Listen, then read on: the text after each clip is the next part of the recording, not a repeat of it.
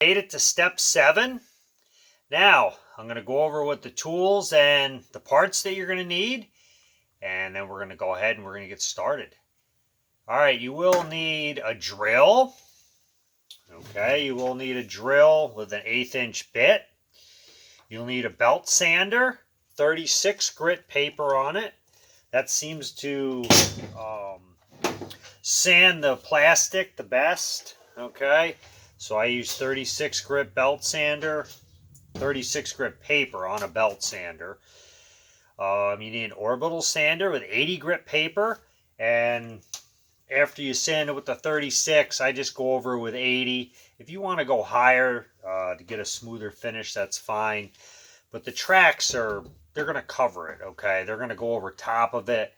You're not going to have any epoxy up in that area on the edges of the form. If you do, your form's overflowing. So you got other things going on. You need a star bit drive for the construction screws. That's how you're going to attach the track to the edge of the form. You need 2-inch spring clamps. I like to use these to attach the track to the edge of the form.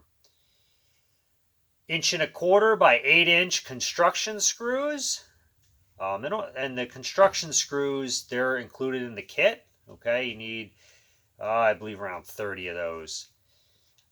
2 T-tracks, 57.5 inches. Okay, I already have the router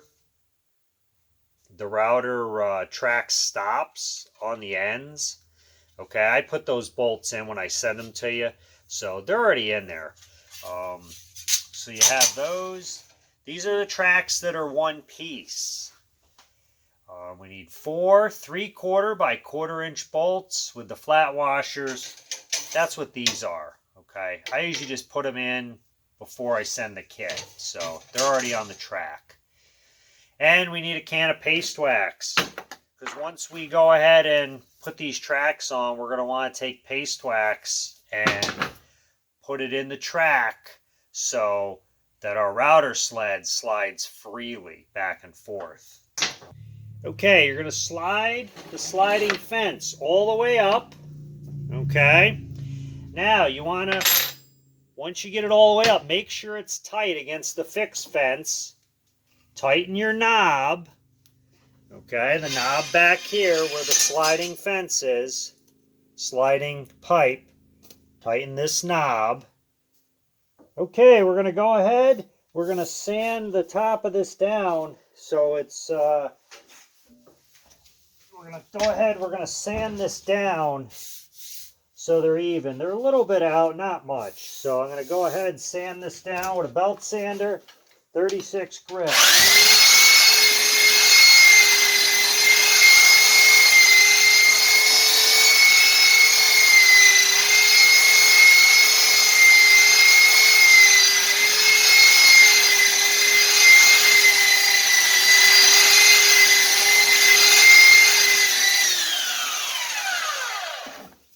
The other way.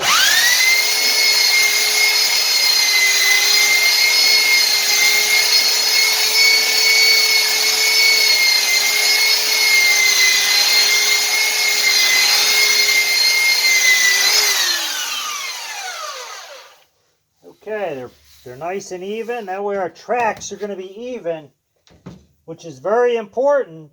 When you're going to router later, you need your tracks even. Okay. Then I take a palm sander, orbital sander. I'm going to use an orbital sander, 80 grit paper, and just smooth it.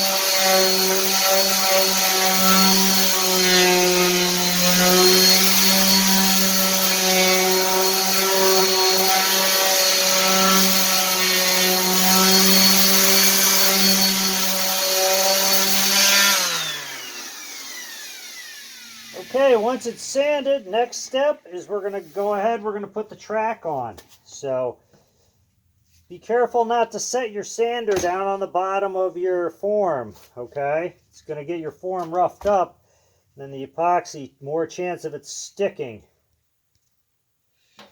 Okay, now you're going to, once they're smooth, we have both of these are the same height, and we're nice and square. You want to make sure you're square on the back, okay? Once that's all done, you're going to loosen the knobs, okay? Loosen the T-knobs, the T-pipe knob right here. Okay, we'll loosen both of those. Then you're going to slide this out, okay? Then the next step, you're going to take your T-track, you're going to line it up with the end of the sliding fence. It's going to be lined up, okay? You want to start with the sliding fence first, because this is going to give us, we want these even when we end, and it's going to tell us where they have to be. So I always start with the sliding fence. Go ahead, put all your 2-inch spring clamps on there. All right, that's going to, just like before when we did the track for the feet, that's going to keep this right in the middle. So once we do that, next step, take your center punch, every other hole, center punch. Okay, I try to make it, when I put these spring clamps on, I try to miss every other hole so you're not moving spring clamps. I have a few more spring clamps, so we'll go ahead and we'll put them on. All right, and this gets this real straight. When you get this on here, it's going to really straighten it out. So if there's any little curve,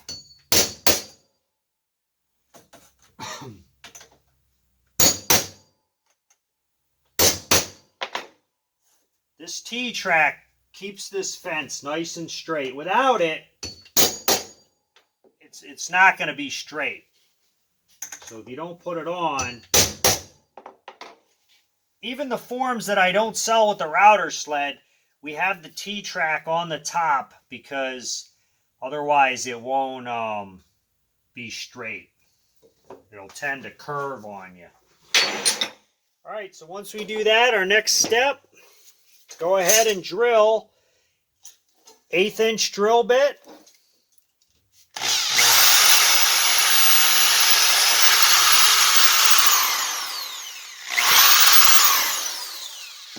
I usually drill the first one,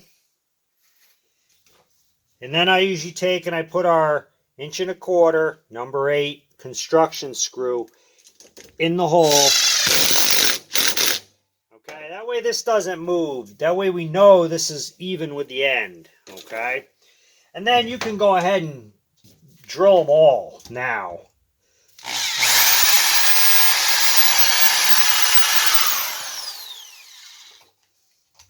Every other hole.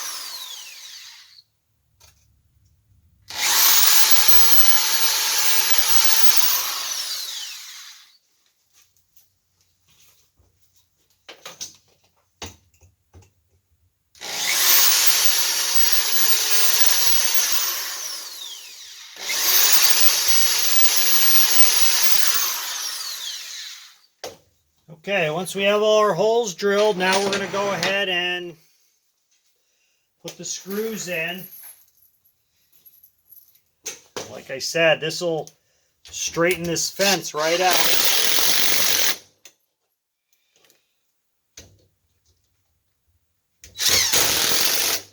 If you don't center punch the holes, what I seen happen was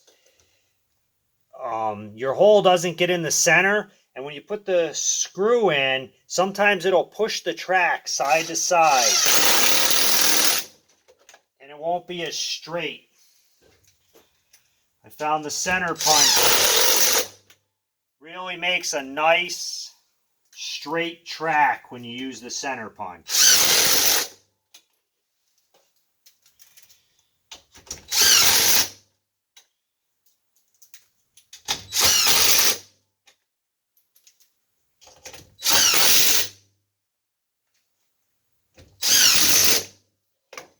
Okay, so that's the sliding fence. I take all these off. Okay, and we got a nice and straight. Okay, you look down that's nice and straight. Now you take the other 57.5 sliding track. Okay, you want to slide this. Make sure you're all the way up in the corner. Okay, and then you're going to put this even. Okay, so once you get this even, right here, you want to be even. Okay, make sure these are even. They'll be even on the other side. All right, then I just slide this back, and then I put a spring clamp on it, because you can't keep the fence tight and have the spring clamps in there. I put one spring clamp. I do go over and check the other side just to make sure. Okay, and we're nice and even. And then you go ahead, put your spring clamps on. Then you're going to do the same thing. Pull this back. Okay, and then you go ahead, take your center punch. I usually center punch the first one. Drill the hole, and I like to put a screw right in it.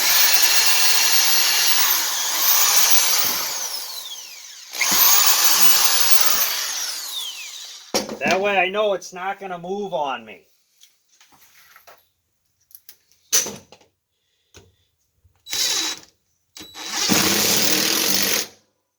Okay, and then I go ahead, I center punch, and I drill all the holes in the second track, just like I did the first. Okay, so that's what it looks like. And then once we have the screws in, I'll take these off. Okay, we have both tracks are on. We have it's fastened down to the plastic. You can see they're nice and straight. They're even on the ends.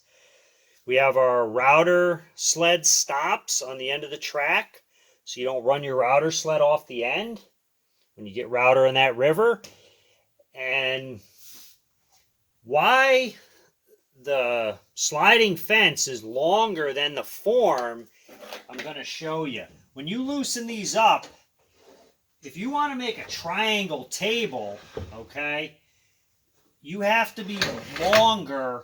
If you want to make a triangle table to go from this corner to the other corner of the form, you need to be that long, okay? If you're not that long, what'll happen, okay, if you're not that long, what's going to happen is you're not going to be able to go from corner to corner on this form. So that's why the sliding fence is longer than the form. Also, you need to be a little longer than the form when you're outer, okay? If you make a 4-foot table, you're going to have to come out beyond 4 foot to router it, okay? And you can hang it out a little bit because we have the tracks, you know, out. So, all right, that is how to put the tracks on. That's step 7 is complete. The last thing to do is we're going to put paste wax. Going to take paste wax, and you need to put this in the track, okay? take a rag. You want to put about 2 or 3 coats on, just in the T-track. That's going to allow your router sled to slide freely in the track. Okay, so that's step 7. We're almost there. We got one more step, and we're going to be into the pouring, and then you're going to be ready to pour and start making your rivers. So I'll see you on step 8, the final step.